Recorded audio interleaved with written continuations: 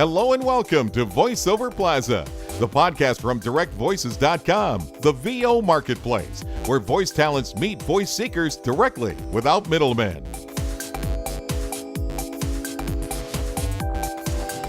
Hello, I'm Constant. At VoiceOver Plaza, we are pleased to welcome Dave Courvosier, a very French name, but a very American voice talent, TV producer, and anchor. Hi, Dave. Thanks for being there and joining us in this podcast. Oh, it's my pleasure, Constant. Great to see you. Dave, you're based in Las Vegas, Nevada, the gambling capital that gives name to your blog, Voice Acting in Vegas, with useful, relevant information which is written in a very engaging journalistic way. You invest yourself a lot in your blog. Why is that? Well, it's a natural extension of my journalism anyway. I'm a good writer, and I think of I enterprise a lot of stories. I have a lot of things to say, as most journalists do. I feel like it's important. I committed from the start about 4 or 5 years ago. I committed to doing a blog once a day, every day for 5 or 6 days a week. And I did that because I understand that blogging requires that. You must have fresh content all the time to be able to draw the kind of readers that you want. And so I committed to that many years ago, and I've stuck to it. And it's amazing that I keep coming up with, I sit down sometimes and go, what am I going to write about today? And yet something always comes up. So I'm glad that you find it useful. And to me, it's also a repository of resources that I can also use. And I have that at my fingertips then. But you're a busy man. You're an anchor too. And I guess it's a lot of work. So what are the advantages of writing a blog on voice acting? I've created my own education because to write the blogs, I've had to do a lot of digging for the facts. In that process, I've learned a tremendous amount. So I set out to write a blog about this or that, and I have to do the research on it. And so I end up educating myself about the various aspects of voiceover. And, I had the original idea to get to the meat of it. I've had to do the research, and when I do that, I find a lot of information, and I pass it on to others. I very much believe that the blog should be of a pay-it-forward kind of mentality. And it's actually brought me a lot of dividends and rewards that I didn't expect.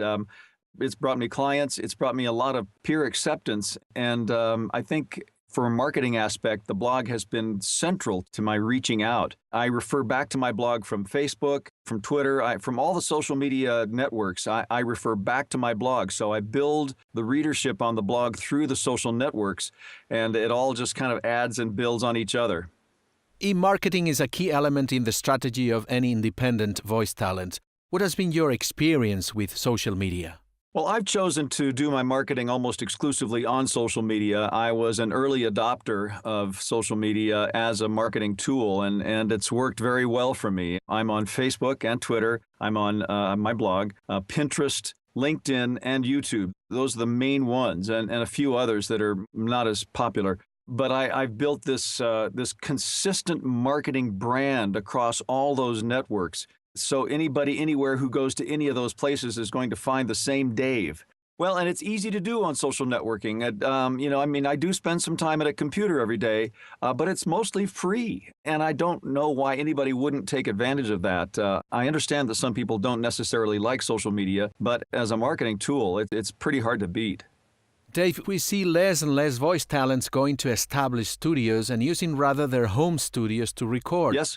This seems unstoppable. What's your perspective there? Oh, absolutely. I came into this business several years ago, right at the turning of the tide, when that was really starting to happen. And of course, the internet has enabled all that. And you're right. It used to be that the major talents would live in a big city and that they would drive themselves to the different studios for each audition. Now, unless you live in New York or LA or maybe Paris, you sit in your own studio in your own home that you've developed yourself, and you've built this audio chain and the technology in your own studio to be able to cut high quality studio audio that you can then send by internet to the various agents and booking agents and talent agencies.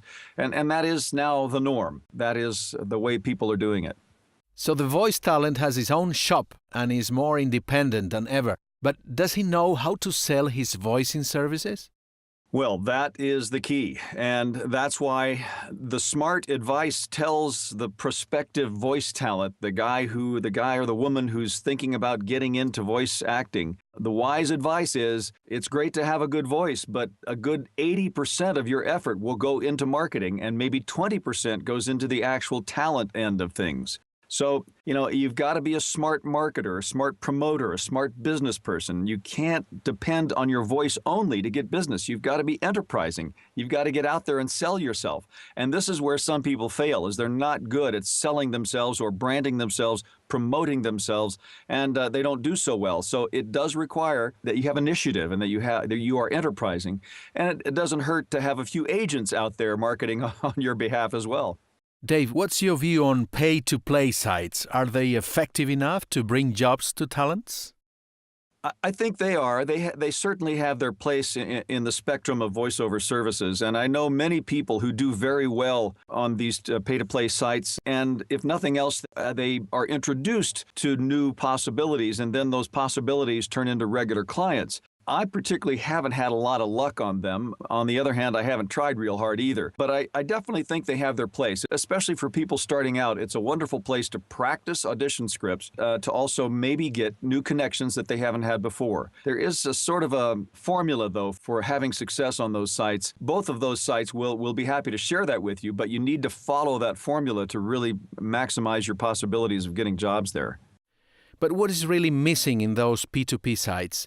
What would you include or what would you remove from them to make them more effective? Because we see that there are more and more people using them.